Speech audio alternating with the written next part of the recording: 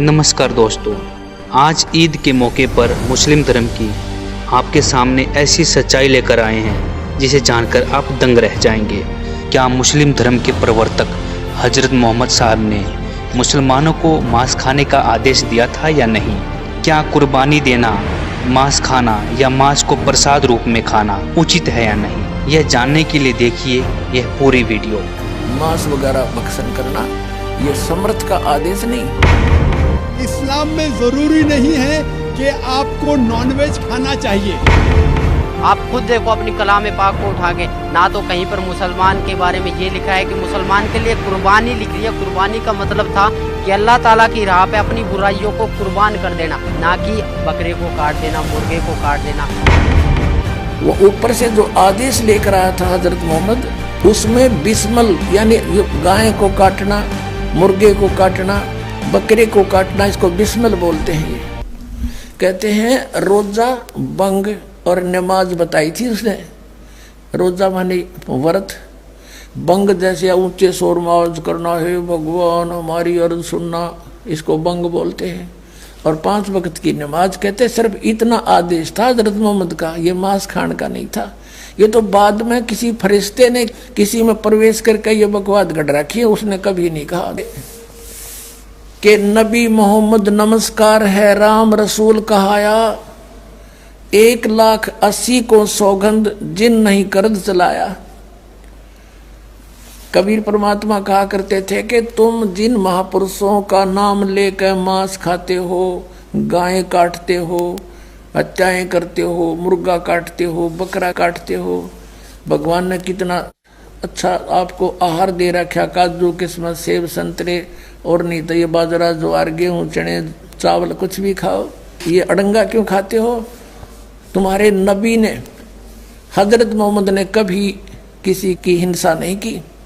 कहते हैं वो तो आदरणीय महापुरुष थे। नबी मोहम्मद नमस्कार है राम रसूल कहाया, और 1,80,000 को सौगंध जिन नहीं कर चलाया। हजरत मोहम्मद जी के 1,80,000 अनुयायी हुए थे जो कति पाक साफ थे। वो ब्याज तक भी नहीं लेते थे, जिहाद संघर्ष नहीं करते थे, किसी का कत्ल करना भी महापाप मानते थे। वो तो ऐसे महापुरुष थे। कहते हैं अरस कुरस पर अल्लाह तकत है, अरस कुरस पर आसमान के ऊपर अंतिम छोर पे अरस कुरस पर अल्लाह तकत है, भगवान का सिंहासन है, और खालिक बिन नहीं खाली। और वो पैगंबर पाक पुरुष थे साहिब के अब्दाली। जिन महापुरुषों की तुम आड़ लेकर दुनिया को भ्रमित कर रहे हो, मांस खिला रहे हो, पाप के भागी बना रहे हो, उन्होंने कभी मांस छुआ नहीं। मांस वगैरह भक्षण करना ये समर्थ का आदेश नहीं। आप खुद देखो अपनी कलाम पाक को उठा के, ना तो कहीं पर मुसलमान के बारे में ये लिखा है कि मुसलमान के लिए कुर्बानी लिख रही है। कुर्बानी का मतलब था कि अल्लाह ताला की राह पे अपनी बुराइयों को कुर्बान कर देना, ना कि बकरे को काट देना, मुर्गे को काट देना। हम जितने भी महीने साल में 2 जो त्यौहार आते हैं, इस पर हम जितनी भी कुर्बानियाँ करते हैं, ये हमारे पाप कर्म जोड़ रहा है काल। अगर इससे आप मेरी बातों से अगर आपको थोड़ा बहुत भी कुछ मिले तो मैं आपसे रिक्वेस्ट, आपसे प्रार्थना, या मेरे को कुछ भी समझ के बोल दीजिए। मैं उस परमेश्वर का कुत्ता हूँ जो आपको भोंक रहा हूँ और आपको जगाने की कोशिश कर रहा हूँ। आप आइए यहाँ, आपको अगर कोई दिक्कत आती है, कोई शंका समाधान आती है, तो आप ज्ञान चर्चा कीजिए। अपने मुल्ला काजियों को भी उठा के लाइए जिन्होंने अब तक हमें इस राह से भटकाया है। नमस्कार नाइक साहब, मेरा सवाल यह है कि कौन सा धर्म, किताब या जाति ये इजाज़त देती है कि मासूम जानवरों का कत्ल किया जाए? I mean to fulfill his hunger or taste. Like in case of Muslim, you celebrate Bakri Eid, which favors killing of goats, I mean as a means of festival. एक मुसलमान बहुत अच्छा मुसलमान रह सकता है प्योर वेजिटेरियन बन के भी। इस्लाम में ज़रूरी नहीं है कि आपको नॉनवेज खाना चाहिए, फ़र्ज नहीं है। अब तक हमें इस राह से भटकाया। अगर वो उसी टाइम ये बोल देते जब मांस को काटने लगे थे कि कलमे पढ़ने से जो मांस खाया जा रहा है वो हराम है, वो गुनाह है, उसकी सज़ा बहुत बुरी होगी। तो आज जितना भी मुसलमान समाज है ये मांस को नहीं छूता। इन्हीं की वजह से आज जो भी मुसलमान समाज का बंदा वो शुरू से मांस खाने लग जाता। जब हमें मालिक ने यहाँ भेजा था तो कुछ नियम बना के भेजे थे, उस नियमों को अगर हम तोड़ते हैं तो हम सीधा शैतान के पास जाएंगे, जहन्नुम में जाएंगे, दोजख की आग में जलेंगे।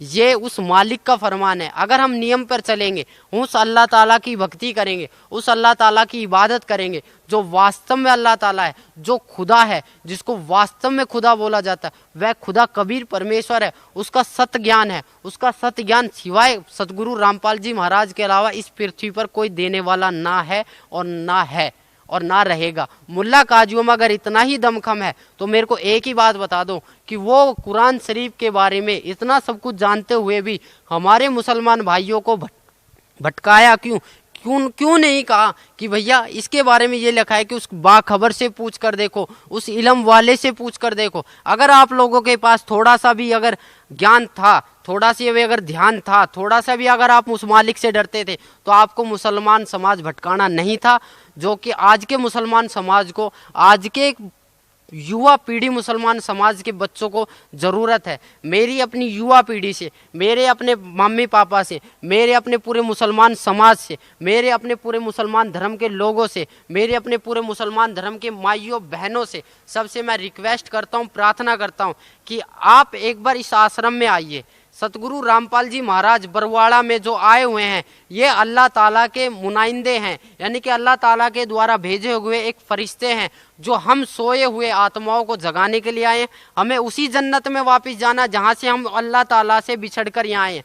आप खुद कहते थे, हमें खुद बताया जाता था कि हम जन्नत से आए हैं। जब हमें इतना पता है कि ये शैतान का सब कुछ है, यहाँ शैतान का ही हुक्म चलता है, तो हम यहाँ से निकलने की क्यों इच्छा नहीं करते।